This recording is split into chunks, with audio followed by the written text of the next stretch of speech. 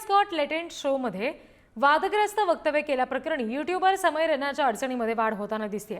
Maharashtra cyber सेलकडून रैनाला जबाब नोंदवण्यासाठी हजर राहण्याचे निर्देश दिले गेलेले आहेत आणि रैनानं व्हिडिओ कॉन्फरन्सिंगद्वारे जबाब नोंदवण्याची विनंती केली, पण महाराष्ट्र सायबर सेलने ही विनंती फेटाळली आहे। प्रत्यक्ष जबाब नोंदवण्यासाठी उद्या हजर राहण्यासाठी समन्स बजावलं गेलंय।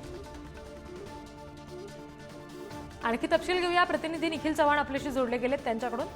निखिल, नेमकं काय म्हटलं होतं समयने या सगळ्या संदर्भात आणि आता सायबर सेलने मात्र प्रत्यक्ष जबाबासाठी बोलवलंय, किती वाजता त्याला हजर राहावं लागणार आहे?